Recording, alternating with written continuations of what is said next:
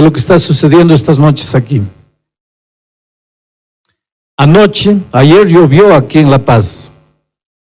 Pocos minutos antes de empezar el programa todavía había llovido aquí. El cielo estaba oscuro, estaba negro, había amenaza de lluvia. Sin embargo, miles de ustedes dejaron sus casas, vinieron hasta aquí. Claro que los que miran por la televisión no pueden ver las circunstancias difíciles que estábamos viviendo aquí.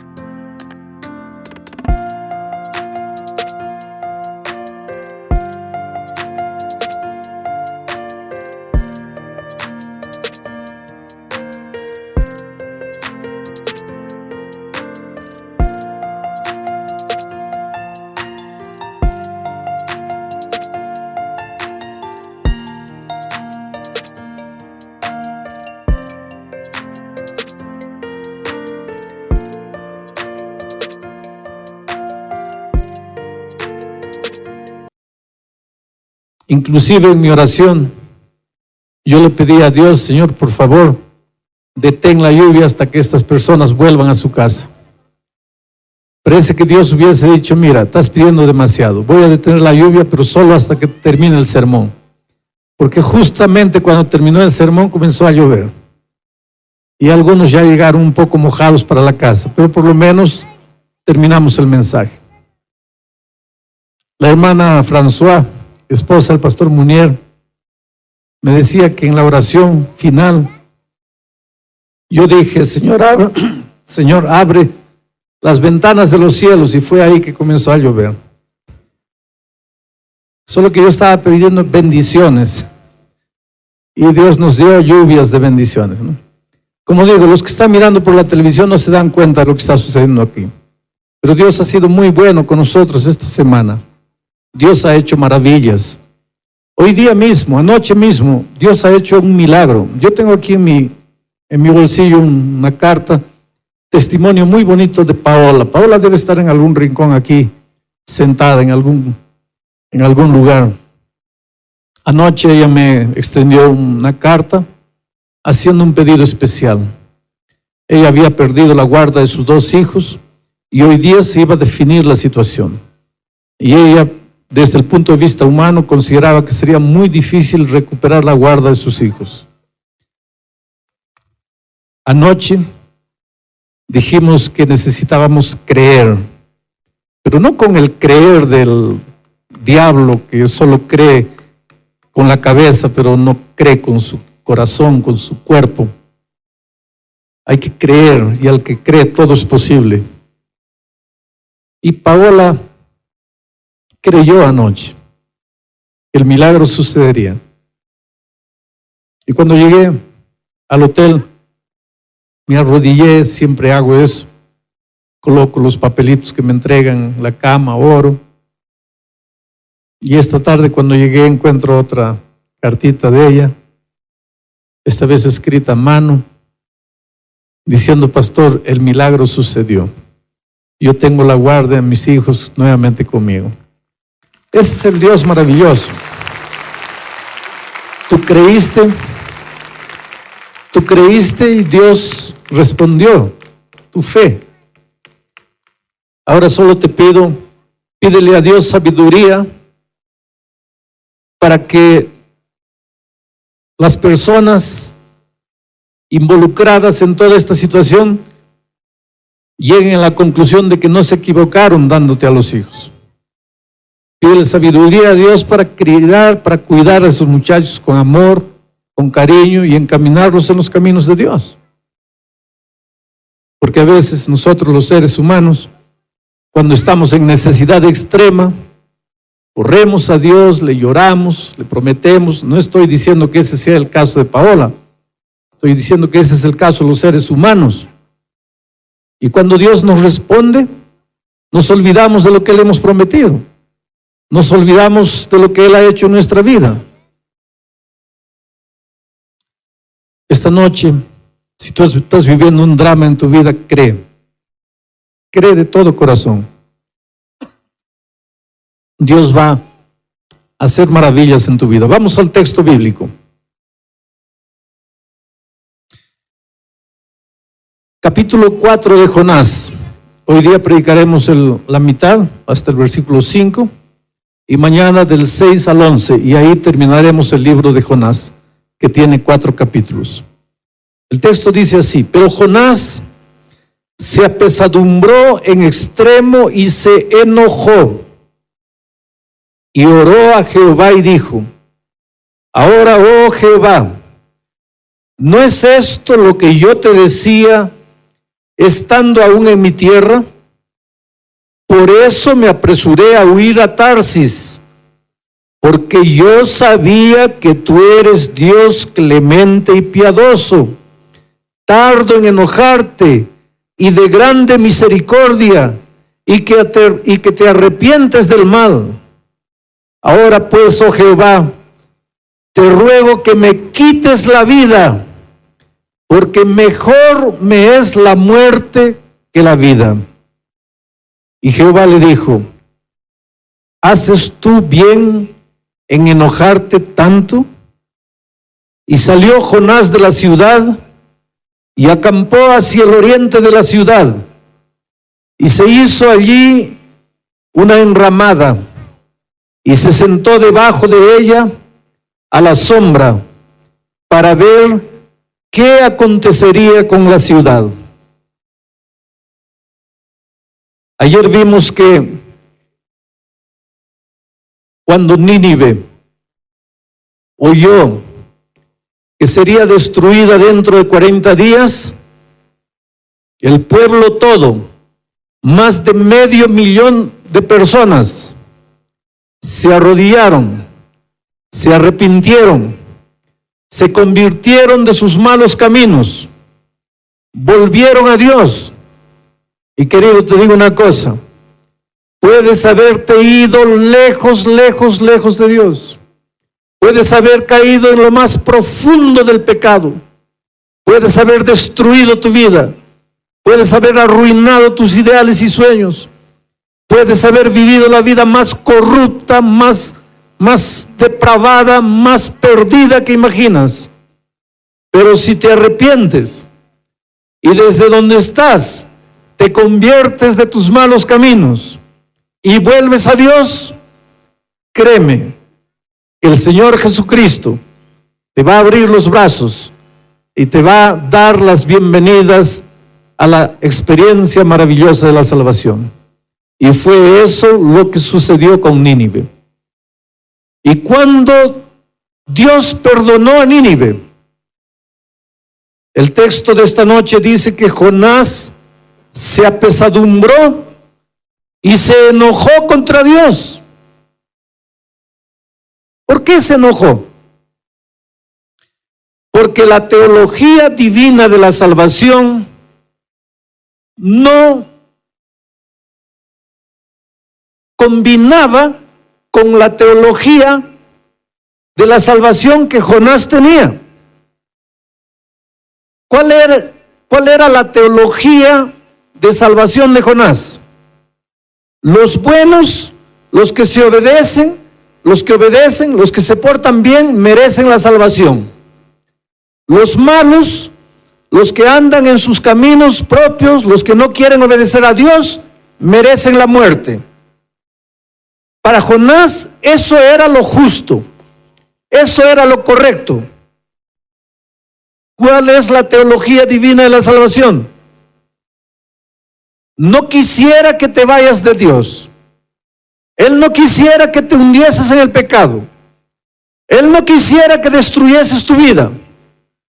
Pero si lo haces, y aunque hayas acabado con todo lo que tenías, desde el fondo del mar, te acuerdes de Dios, Dios te abre los brazos y te salva y te cubre con su justicia, y aunque hayas hecho lo que hayas hecho, te considera como si nunca hubieras pecado.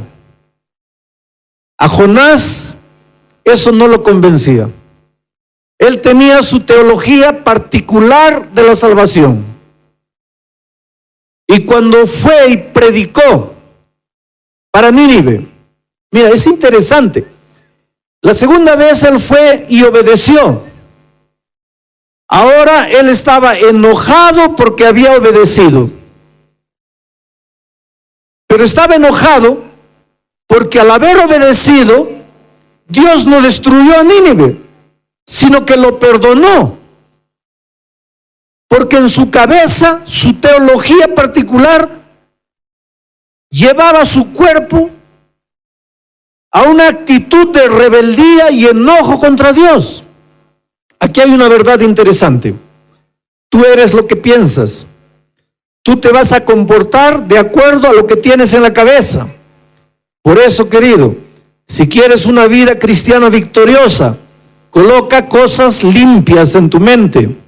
No coloques basura, no coloques pornografía, no coloques incredulidad, no coloques filosofía barata, no coloques el pragmatismo humano, no coloques relativismo, no coloques ateísmo, porque tú eres lo que piensas, tú eres lo que hay en tu mente.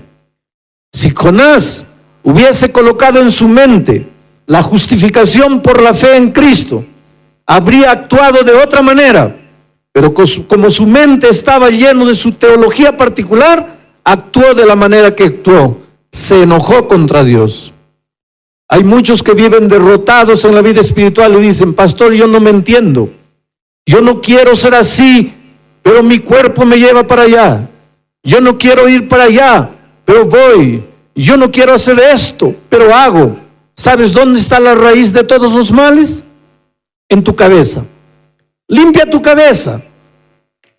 Deja de mirar cosas que no debes mirar. Deja de leer cosas que no debes leer. Coloca valores, coloca principios. Lee la palabra de Dios. David preguntaba: ¿con qué limpiará el joven su camino? Con guardar tu palabra. La palabra de Dios colocada en la mente va a limpiar la basura de tu mente. Y cuando Cristo tome el control de tu mente, vas a actuar de acuerdo a la voluntad de Dios. Y no vas a actuar como Jonás. Jonás, en el versículo 2, ora. Es la segunda vez que Jonás ora. La primera vez que oró fue dentro del mar, dentro del vientre del gran pez. Ahora Jonás nuevamente ora. Miren el versículo 2, dice así: y oró a Jehová y dijo. Tres cosas. En su oración, Jonás presenta tres cosas. Primero, trata de explicarle a Dios por qué desobedeció. Le dice: ¿sabes por qué la primera vez no te obedecí? ¿Sabes por qué la primera vez yo me fui?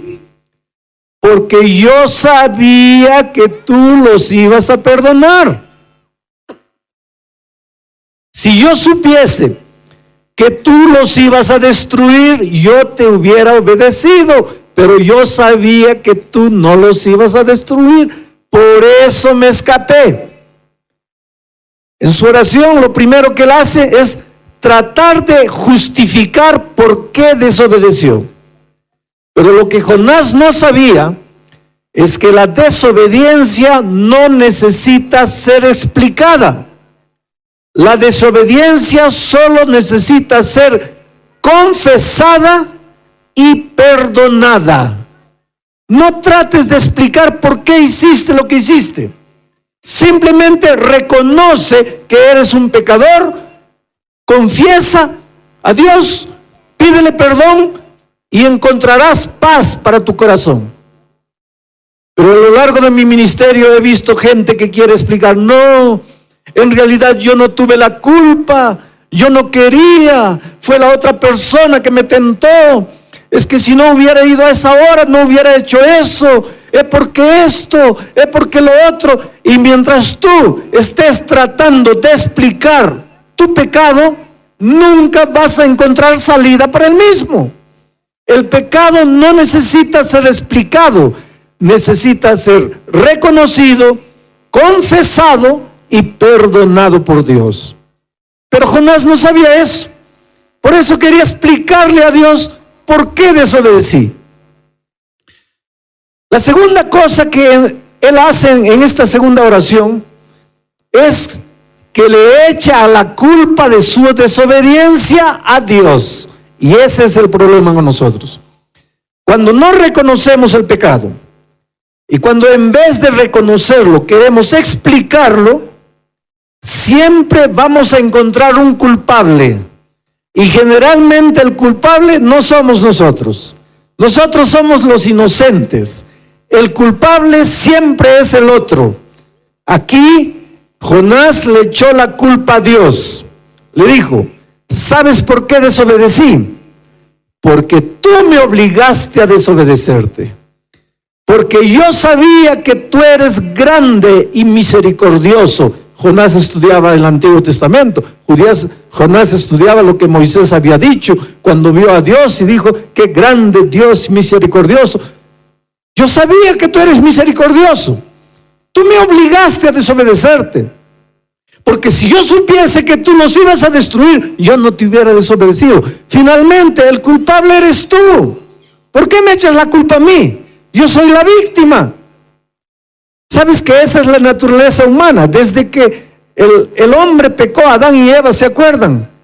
Adán, delante de su pecado, dice, no, yo no. La mujer dice, no, yo no. La serpiente. ¿Y quién creó a la serpiente? Dios. En otras palabras, el culpable es Dios. ¿Sabes qué? Mientras tú estés buscando el culpable para tu tragedia, afuera de ti, nunca vas a encontrar la salida. ¿Por qué no tengo empleo? Porque el gobierno tiene la culpa, porque nadie me quiere, porque deja de buscar culpables. Si quieres buscar un culpable, mírate adentro, no mires afuera. Siempre estamos tratando de buscar culpables fuera de nosotros y generalmente siempre el culpable es Dios, cuando Dios no tiene la culpa de nada. La tercera cosa que Jonás hace en su oración es que le dice a Dios, ahora pues, oh Jehová, te ruego que me quites la vida. Quiero morir. No quiero más vivir. En la Biblia hay dos grandes hombres que quisieron morir. Uno de ellos fue Elías. Después de haber hecho haber participado de aquel gran milagro cuando los profetas de Baal fueron destruidos, la reina Jezabel comenzó a perseguirlo. Y él corrió y se escondió en una cueva. Y ahí Elías lloró arrodillado y le dijo, Dios mío, quiero morir, no quiero vivir. Esta vida no vale la pena vivir. Señor, quiero morir. Ahora, cuando yo voy al libro de Santiago, capítulo 5, versículo 17, encuentro una cosa interesante. En el capítulo 5, versículo 17 de Santiago, dice así: Elías era hombre semejante a nosotros en nuestras pasiones, y sin embargo pidió a Dios para que no lloviese, y no llovió. Y otra vez pidió a Dios para que lloviese, y llovió. Esto me llena de esperanza a mí, porque el texto dice, Elías era hombre semejante a nosotros en nuestras pasiones. Y es más, en un momento de su vida, Elías quiso morir, quiso suicidarse. Le dijo a Dios, Señor, quiero morir, prefiero morir. Un grande hombre cuya oración fue capaz de hacer parar la lluvia, de tanta fe, en un momento de flaqueza, en un momento de debilidad, quiso morir. Por eso, querido, si en algún momento maldijiste el nombre de Dios, porque perdiste a un hijo, porque te sucedió algo terrible, si en algún momento blasfemaste contra Dios, si en algún momento de la vida también quisiste morir, no te desesperes, porque cuando tú llegues al cielo vas a abrazar a Elías, y si Elías llega al cielo, ¿por qué no vas a llegar tú? Elías nunca murió. ¿Y sabes por qué no murió? Porque Dios un día vino y se lo llevó. De tan bueno que era. Tan bueno, si en un momento de su vida quiso morir, quiere decir que no importa lo que en algún momento de tu vida hagas. No importa que en algún momento de tu vida hasta blasfemes. No importa que en algún momento de tu vida caigas. Lo que cuenta para Dios no es el pasado. Lo que cuenta para Dios es lo que estás viviendo en este momento. No interesa lo que has hecho. No interesa cómo has vivido. Dios no mira para tus flaquezas pasadas. Dios mira para tu actitud presente. Y eso es lo que cuenta para Dios. Y eso es lo que cuenta para tu salvación. Por eso la Biblia dice, hoy es el día de buena nueva. Hoy es el día de salvación. El segundo personaje bíblico que quiere morir es Jonás. Ahora, yo realmente, por más que me esfuerzo, no lo entiendo a Jonás. Porque Jesús quiso morir para salvar a Nínive. Y Jonás quiere morir porque Nínive se salvó. ¿Tú te das cuenta cómo es el amor divino y el miserable y pobre y mezquino amor humano?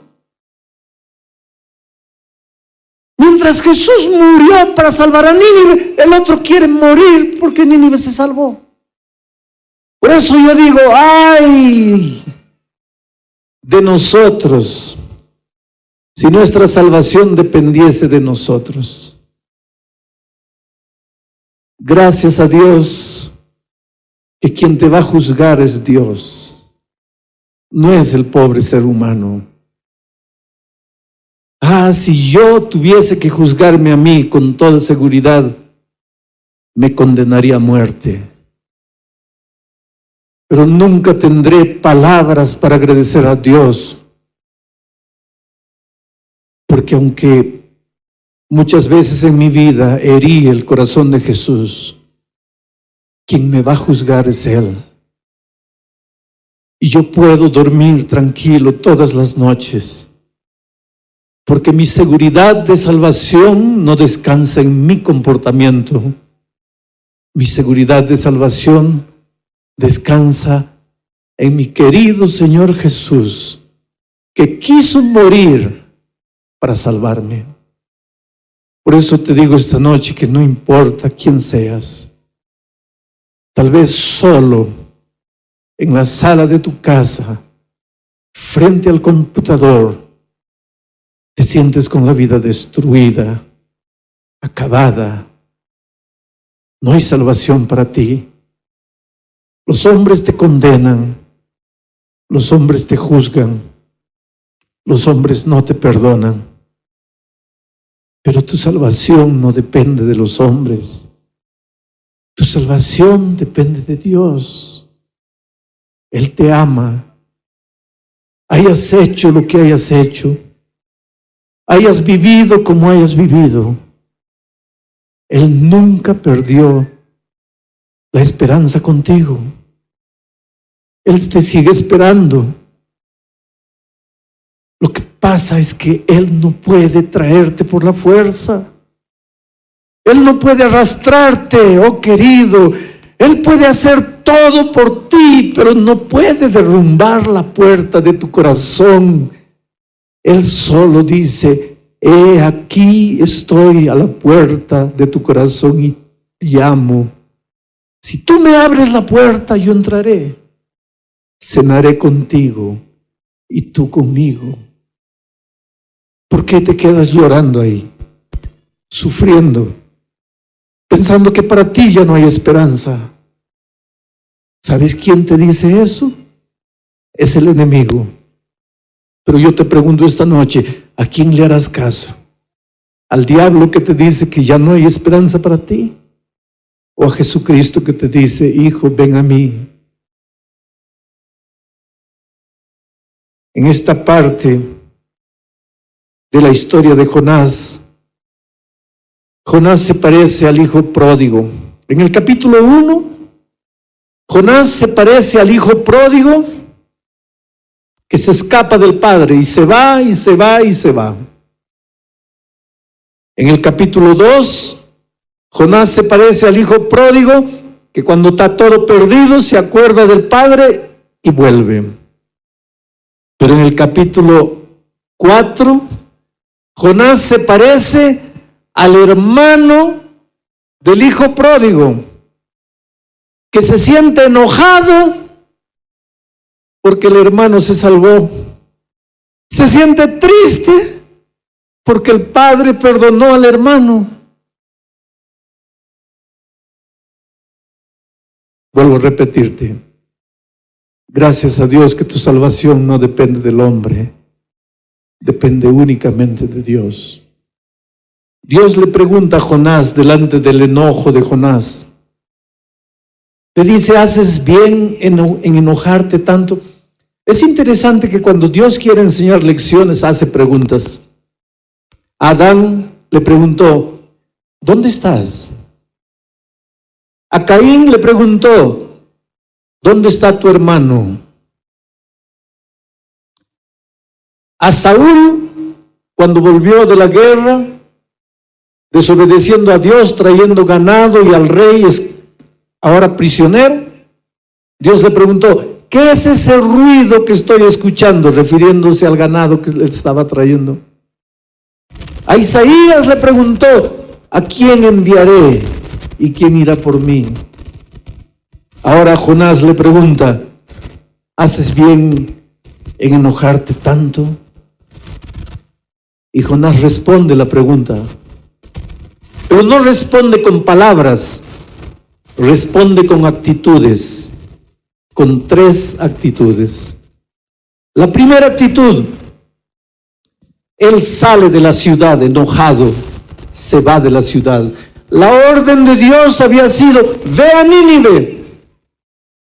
Como respuesta a la pregunta de Dios, Jonás sale de Nínive. ¿No era él el profeta?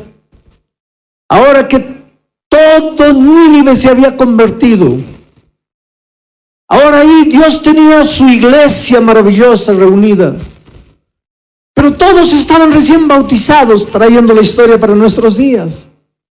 Y Jonás era el profeta. ¿No debería haberse quedado en Nínive para instruir a los nuevos creyentes y ayudarlos a crecer en la vida espiritual? Pero él no se queda. Él se escapa nuevamente. Él sale de la ciudad. La segunda actitud errada con la que responde Jonás a Dios es que en las afueras de la ciudad construye una enramada, construye su pequeña iglesia. La iglesia de Dios estaba en Nínive. Jonás sale de la iglesia de Dios y construye su iglesia particular, para él solito. Todos ellos están equivocados, solo él tiene razón. Jonás se olvida que Dios no dirige un hombre por aquí, otro hombre por allá, 4 allá, 5 allá. Dios dirige un pueblo unido. Yo te pregunto, ¿formas parte de la nueva iglesia o has construido tu enramada particular y desde allí comienzas a mirar a la iglesia para ver qué es lo que le va a pasar a la iglesia? Interesante cómo Jonás en su ramada particular se queda mirando y contemplando para la ciudad, para ver qué es lo que Dios va a hacer. Esa es la tercera actitud errada de Jonás: observar, mirar de brazos cruzados, criticando, juzgando. ¿Crees que hay error en la iglesia? Cambia las cosas de dentro. Vive el cristianismo verdadero. No juzgues a tu hermano. Sé tú un cristiano que contagie con tu vida la vida de los otros. Pero Jonás no, se quedó allá atrás. La última parte de mi mensaje esta noche tiene que ver con motivaciones. El capítulo 3 termina cuando Jonás predica, y predica desastrosamente. Si Jonás fuese un alumno de homilética, de predicación mío, yo le daría 0. No puede haber predicación más desastrosa que la de Jonás. Su sermón no tiene introducción, su sermón no tiene ilustración, su sermón no tiene llamado. Solamente de aquí a 40 días Nínive será destruido, solo condenación. Ay de los predicadores que en lugar de llevar esperanza y perdón, llevan al púlpito solo condenación. Porque esto es pecado, porque aquello es pecado, porque lo otro es pecado. No te preocupes tanto de predicar lo que es pecado. Preocúpate en predicar lo que salva, lo que redime, lo que transforma. Pero a pesar de la predicación desastrosa de Jonás, todo el pueblo se convierte. Más de 500,000 de convertidos. ¡Qué campaña evangelística extraordinaria! Yo ya les dije anoche, a mí nunca me sucedió eso. Que en una campaña todos los nuevos amigos que vinieron para escuchar la palabra de Dios se convirtiesen. Nunca me sucedió eso. Aparentemente Jonás alcanzó su blanco de bautismos, sobrepasó su blanco de bautismos. Jonás debería pasar para la historia como el más grande evangelista de la historia. Si terminase el libro en el capítulo 3, pero el libro no termina en el capítulo 3. ¿Y sabes por qué Dios permite que se escriba el capítulo 4? Porque a Dios no le interesa mucho lo que se ve. No digo no le interesa lo que se ve, digo no le interesa mucho lo que se ve, lo que alcanzaste, lo que lograste. A Dios le interesa lo que no se ve. O sea, tus motivaciones. ¿Por qué lo hiciste? Y cuando estudiamos las motivaciones de Jonás, nos damos cuenta que él estaba enojado porque sus motivaciones estaban equivocadas. Él predicó, él cumplió, él lo hizo, él obedeció, pero no obedeció con su corazón. Obedeció para que Dios viese que había obedecido, pero la obediencia por fuera a Dios no le interesa mucho. A Dios le interesa la obediencia que nace en tu corazón y que se traduce para afuera. Sabes que el grande problema con nosotros es el corazón. Cuando Cristo te juzgue, no te va a juzgar por lo que las personas ven, por lo que la iglesia ve, por tu ropa bonita, por tu cabello que nunca te cortaste, porque no usaste esto, no usaste aquello, porque no comiste esto, porque no comiste aquello. No digo que eso no le interesa a Dios. Lo que digo es, en primer lugar, Dios te va a juzgar por qué es lo que tenías en tu corazón. ¿Qué es lo que te llevó a hacer lo que hiciste? ¿O qué es lo que te llevó a no hacer lo que hiciste? Hay gente que delante de la vista de todo el mundo es gente maravillosa, pero en lo íntimo de su corazón es gente que tiene motivaciones equivocadas.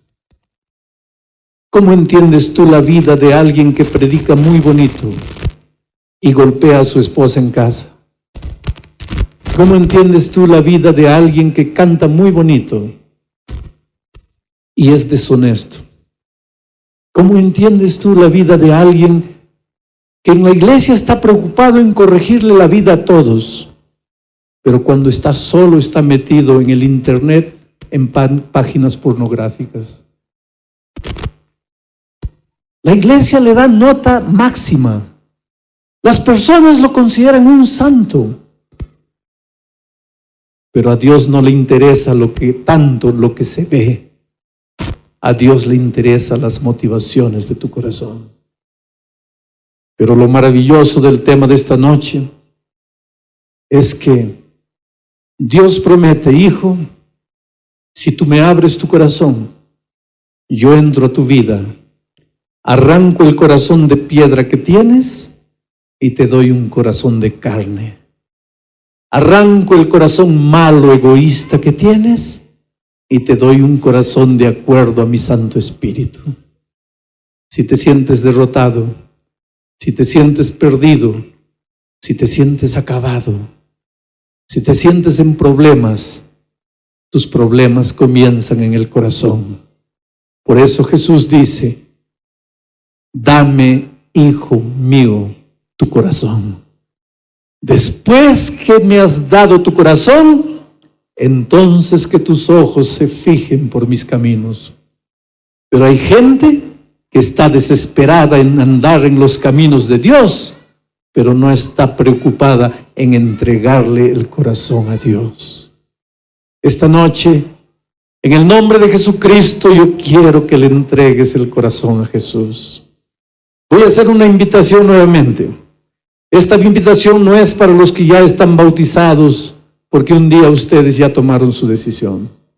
Las personas que se han levantado las 2 noches anteriores tampoco necesitan levantarse, porque ya tomaron su decisión. Esta invitación es para todos aquellos que han decidido bautizarse, entregar el corazón a Jesús, decirle: Señor, quiero pasar por las aguas del bautismo. Quiero formar parte de tu pueblo. Tienes que tomar tu decisión mientras hay tiempo, porque yo tengo una historia muy interesante en mis manos. Doña Angélica, hace mucho tiempo, conoció la palabra de Dios y la estaba estudiando. Muchas veces le dijo a la hija: hija, deja los caminos equivocados por donde estás andando. Ven, entrégate a Jesús. Pero la hija nunca quiso saber nada de Jesús. Hace unas semanas atrás, Rocío, la hija, estaba sentada en una plaza de esta ciudad. Y de repente, 2 jóvenes universitarios de la Facultad de Teología que andaban visitando hogares se sentaron a su lado y comenzaron a iniciar conversación con ella. Y le hicieron la invitación para venir a estas reuniones. Nunca quiso comprometerse con Jesús, aunque la madre enferma le decía: hija, entrégate a Jesús. La madre todavía no se había bautizado, aunque estaba estudiando la palabra de Dios, y un día sufrió un derrame. Ella no puede caminar bien. Ella está todavía con las secuelas del derrame. Ella no sabía que la hija Rocío estaba viniendo estas noches aquí. Pero el Espíritu de Dios tocó la vida de Rocío. Y Rocío decidió bautizarse. Y esta mañana Rocío fue donde la mamá y le dijo: mamita, ¿te acuerdas que tú siempre me pedías que le entregue la vida a Cristo?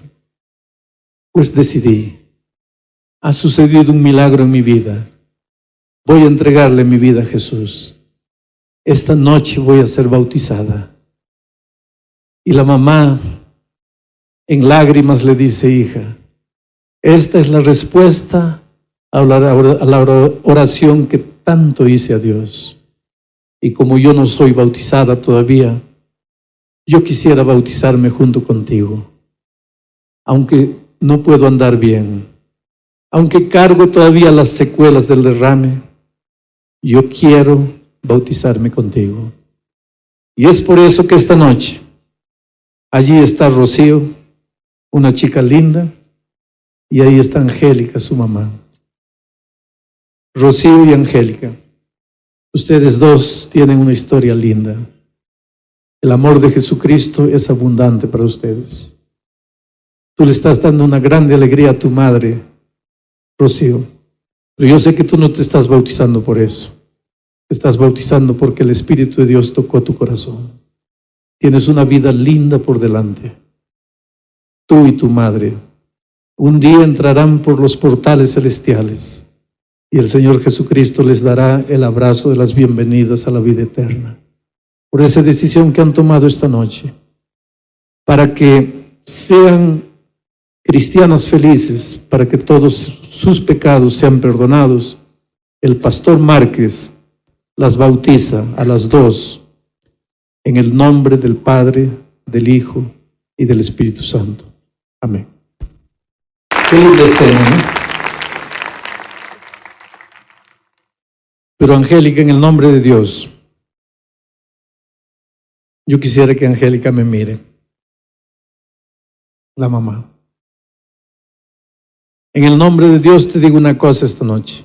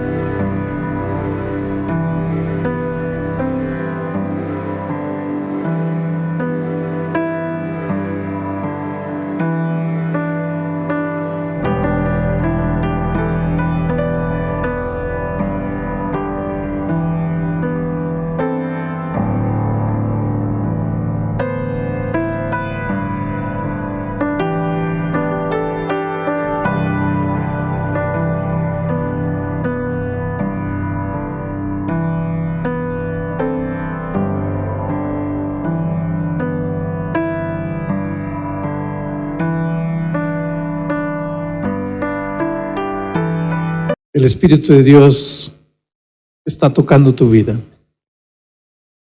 Yo no soy profeta ni hijo de profeta, pero en el nombre de Dios te estoy diciendo, tu salud va a ser restaurada completamente por el poder de Dios.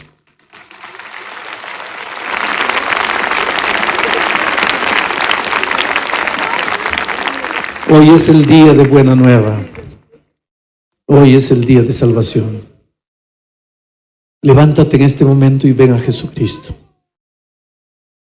El Espíritu de Dios está tocando tu corazón. Te está llamando. Pero Dios no te puede traer por la fuerza. Tú tienes que querer. Tú tienes que decir sí. Por lo que más quieras, levántate y ven.